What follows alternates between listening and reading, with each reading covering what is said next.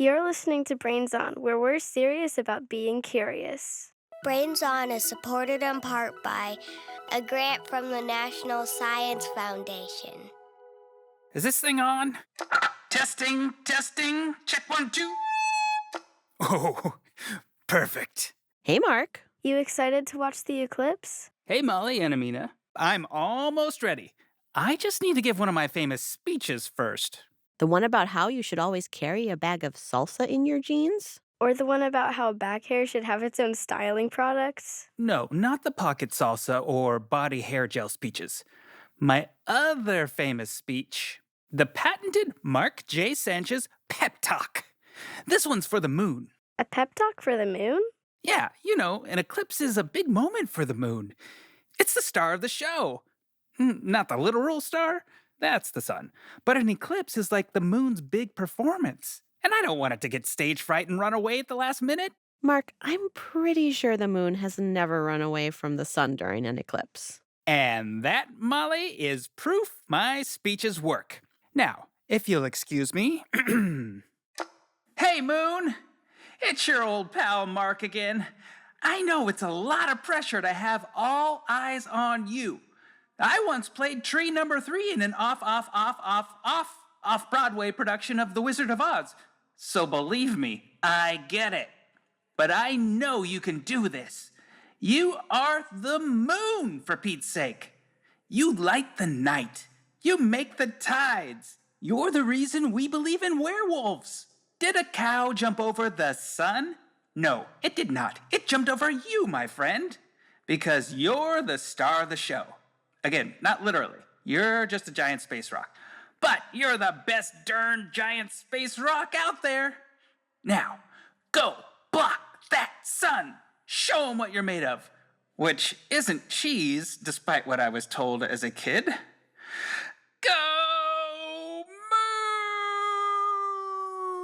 moon! Bravo, Mark. Yeah, the moon must feel so pumped up right now. Thank you.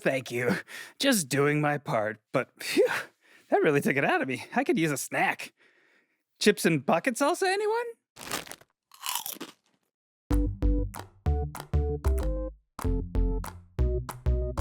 You're listening to Brains On from APM Studios. I'm Molly Bloom, and I'm here with my co-host, Aminah from Orlando, Florida. Hi, Aminah. Hi, Molly. Today, we're talking about one of the most sensational celestial events to grace our skies, a total solar eclipse. Here in North America, we have eclipse fever. That's because on April 8th, a total solar eclipse will be visible on a path all the way from Mexico across the central United States to the east coast of Canada. The rest of North America will get a glimpse of a partial eclipse. And just in case you don't listen to the end of this episode, we need to say right now, do not look at the solar eclipse without special eye protection. And no, your regular sunglasses won't cut it. More on that later. Just remember, Do not stare at the sun. Don't do it. So, Aminah, what are your plans for April 8th? What are you going to do? So the thing is, I have a dance competition the weekend right before the eclipse, and the competition is here in Florida. So if we do decide to go to the solar eclipse, we'll have to leave on Sunday to go to somewhere where we can view it. Like the total solar eclipse? Yes. Would you watch the partial one from Florida potentially? Yeah, probably. The last time there was a solar eclipse was 2017, and I was in Minnesota, and I saw a partial solar eclipse, but it was still super cool. So I would say, even if you're not in the path of totality, it is still worth it to get a pinhole or some eclipse glasses and check it out. It's very cool. Aminah, have you ever seen a solar eclipse before? I saw a partial one. It was really cool because I got to see it both through the pinhole viewer and the eclipse glasses. Very cool. So just in case people don't know, like, what is it like to look at it through the pinhole? Basically, it's like a little crescent of light on the ground. It kind of looks a little bit like a crescent moon. Very cool. And then when you look at it through the eclipse glasses, how is it different? Well, Through the eclipse glasses, everything except for the sun is pitch black. It's really cool. Also, the sun, it's orange-ish through the eclipse glasses that we used. Cool. So I know, too, your family often likes to look up at cool celestial events that have happened.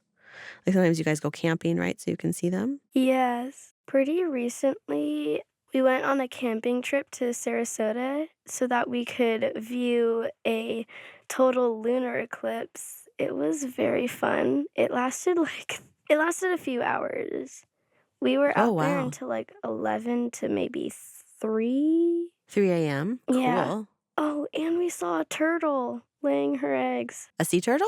Yes. Oh, that's so cool. During the lunar eclipse? Yes. Whoa, that's very magical. That's amazing. Brains on. So, what causes an eclipse? Spoiler alert, this awe-inspiring astronomical phenomenon actually happens because of the moon. The earth is always spinning, like someone spinning a basketball on their finger. And as the earth spins, the moon is slowly circling around it. It takes about a month for the moon to make one lap around our planet. During a total solar eclipse, the moon passes right between the sun and the earth. For a few minutes, the earth, moon, and sun are perfectly aligned. There's actually a cool astronomy word for this, syzygy, spelled S-Y-Z-Y-G-Y. Syzygy, such a great word. When this happens, the moon completely blocks the light from the sun and casts a shadow on the earth. A total solar eclipse happens about once every year and a half, but lots of them are only visible from very remote places on Earth, like the middle of the ocean. A lot of our planet is covered by oceans, so that makes sense. So, being able to see a total solar eclipse where we live is a pretty special event. Okay, so maybe you're thinking, the eclipse is just a shadow? Boring. Yawn. Who cares? Well, I would argue that all shadows are super cool. You mean like how the shifting sizes and angles of these diaphanous forms remind us of our own physical heft and the inexorable march of time? Yes, and shadow puppets. I learned how to make a pretty convincing swan the other day.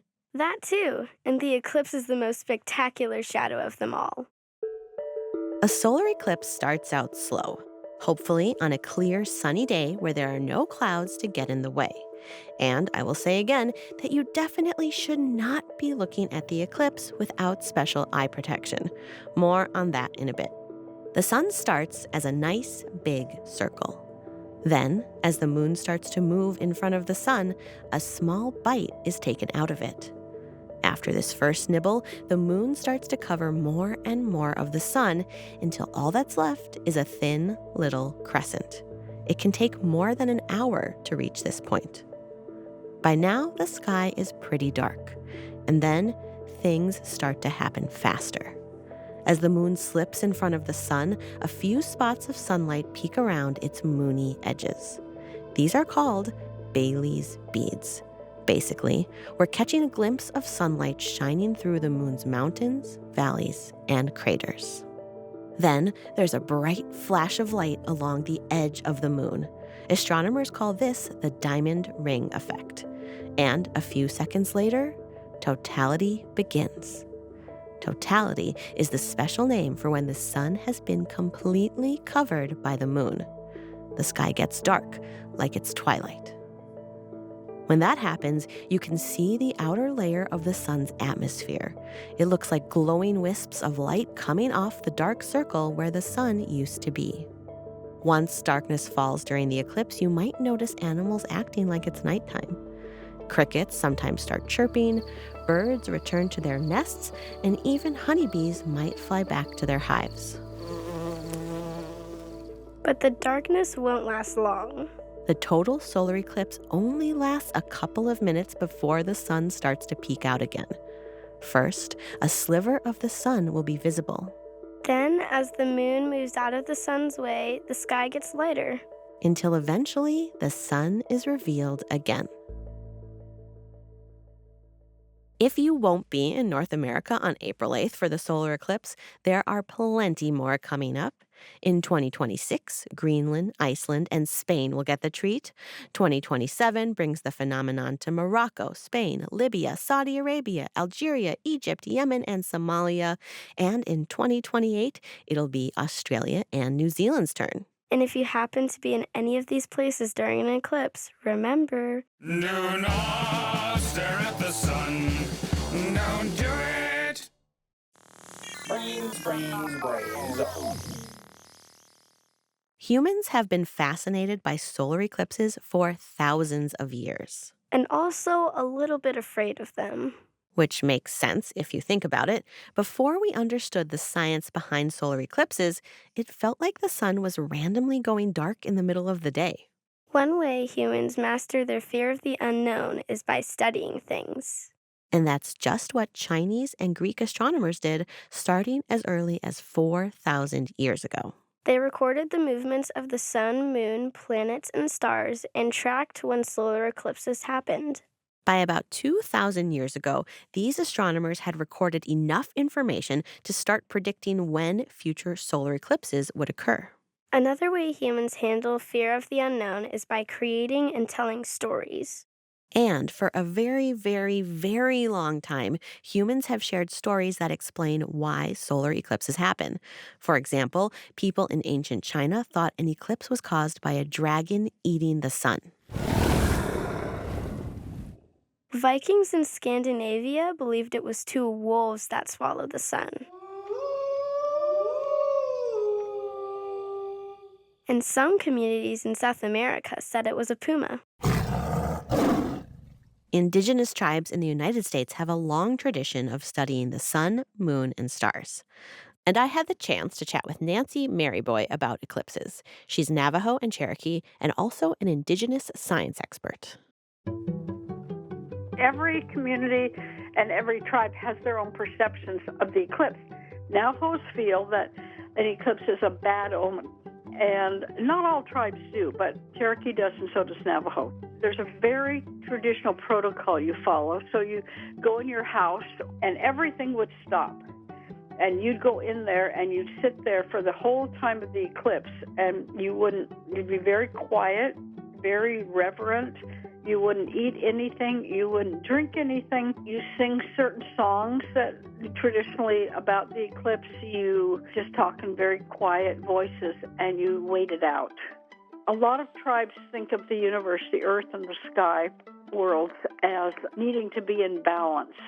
And when something out of the traditional order, the process of the universe happens, like an eclipse, that eclipse is disrupting the order of nature. And so that's why a lot of tribes want to make sure the eclipse is corrected and the sun is out again.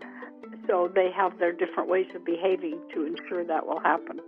All over the world, there are many different people, different societies, different tribes, and everybody sees the sky in a different way, and it depends on where you are on the earth and the society, the community you live in. But there's not just one size fits all. There's many different stories that are told, and the more you know, the more it enriches your understanding of the sky. There's so much to learn from indigenous knowledge about the night sky, and we have lots of links in the show notes and on our website. That's brainson.org. All right, Aminah, before we learn more about the solar eclipse, it's time for the Mystery sound. Aminah, are you ready to hear the mystery sound? Yes. Okay, here it is.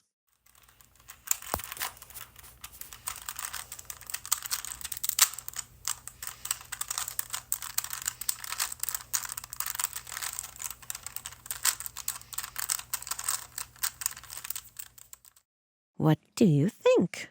It kind of sounds like I am not 100% sure if this is correct, but I listen to a lot of ASMR videos, and it kind of Uh-huh. sounds like wax cracking.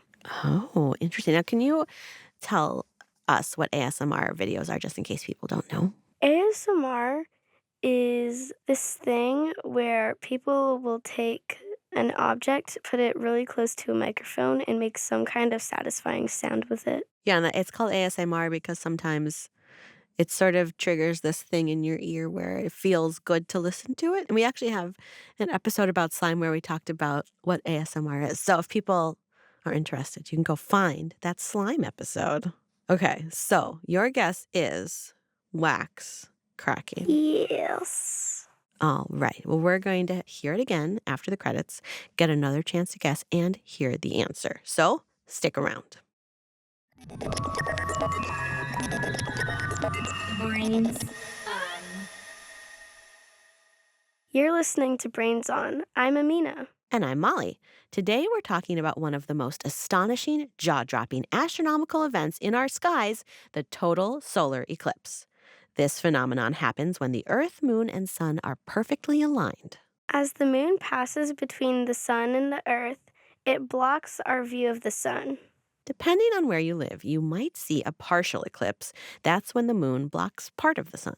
Or you could see a total eclipse where it completely covers the sun. For a short time, the sky darkens and day turns to night. But no matter what, you cannot stare at the sky during an eclipse. Nope, no way. Please don't, really don't do it. Do not stare at the sun. Don't do it. Here to explain is Dr. Ralph Chou. He's an eye doctor and astronomer from the University of Waterloo in Canada. And he says bright light, like the light from the sun, can seriously damage our eyes. The problem with looking at the sun is that it's just too much light entering the eye. It just overwhelms the photoreceptors at the back of the eye. Photoreceptors are a special kind of cell in our eyes that help us see. Cells are the building blocks of all living things. And when these photoreceptor cells in your eyes get overwhelmed with too much light, they start to break down. That can damage your eyes and even affect your vision. If you burn your finger, you'll know it's burned because it'll hurt. But Ralph says if you look at a solar eclipse without special eye protection, you can damage your eyes without even knowing it. The problem is there are no pain receptors at the back of the eye. You don't feel it, and you go to sleep, everything's fine. You wake up the next morning, and all of a sudden you realize you can't see the face in the mirror, you can't see the face of the person across the table at breakfast, and you've got this big blur spot instead. You might be thinking, okay, I'll just wear my sunglasses to protect my eyes. Problem solved. Wrong. Unfortunately, regular sunglasses don't block enough light to make it safe to look at the sun. Normal sunglasses block 75 to 90% of visible light. That might sound like a lot, but there's so much light coming from the sun that you need to block out 99.9996% of it to keep your eyes safe.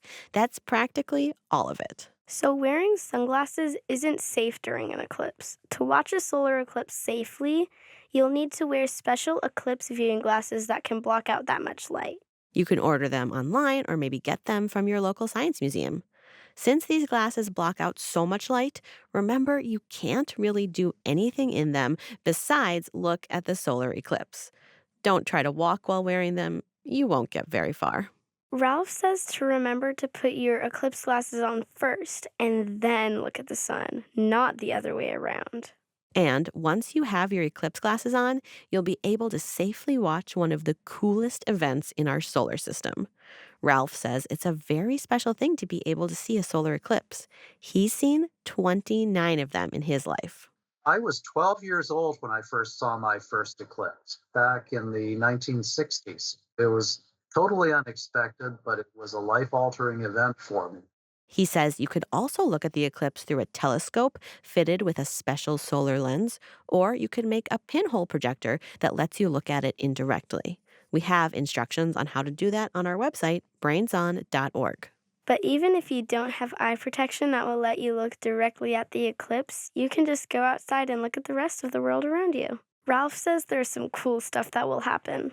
When it it's close to totality. There tends to be a little bit of a breeze that sets up because the shadow of the moon causes the air to cool down. Just watch what happens to the birds and the flowers around you during the eclipse as it gets dark. There are some plants where the flowers will close up at night. And you'll see this happening as the eclipse proceeds and it gets darker. The other thing is that the crescent being so narrow, all of a sudden you start getting effects on how you see things around your world because in that zone of totality, you've got this very, very thin light source illuminating the world. You get different appearances to the sharpness of the edges and what shadows there are look really weird. So get out there and observe what's happening. But remember, Do not stare at the sun. Don't do it.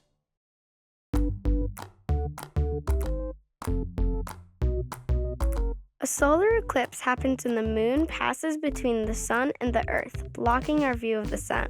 if you're in North America, you'll have a chance to see a total or partial solar eclipse on April 8th. There are more coming up that will be visible in other parts of the world. But no matter what, you cannot stare at the sky during a solar eclipse. Do not stare at the sun. Don't do it. That's it for this episode of Brains On. This episode was written by Molly Bloom and Shayla Farzan.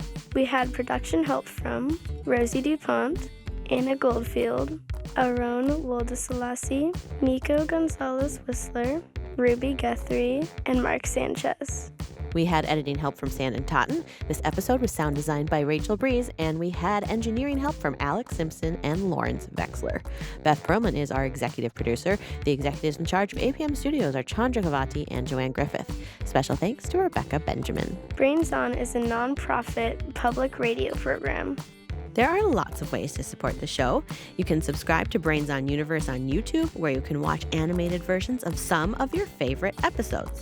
Or head to brainson.org, where you can send us questions, mystery sounds, and drawings. And don't forget to send us pictures of your solar eclipse viewing parties. Okay, Aminah, are you ready to hear that mystery sound again? Yes.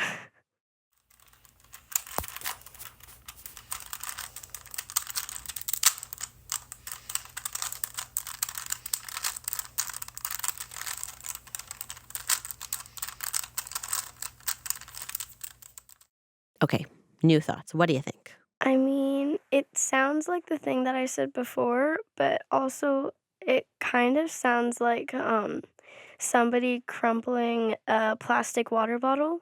Ooh, very nice guess. Are you ready for the answer? Yes.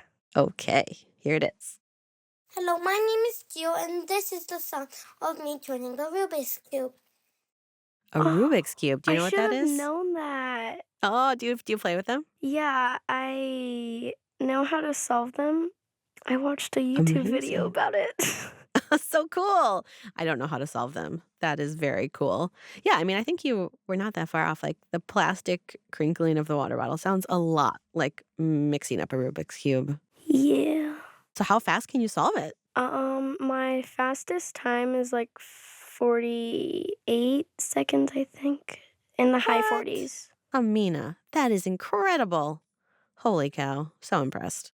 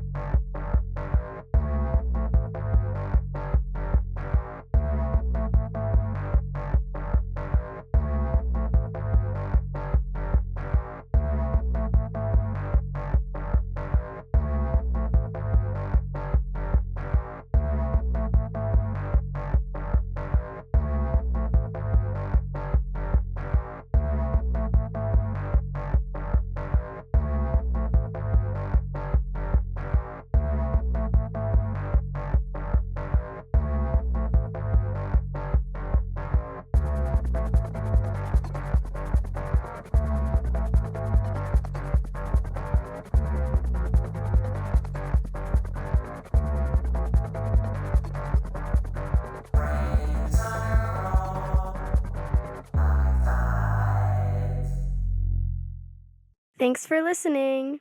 Remember, Do not stare at the sun.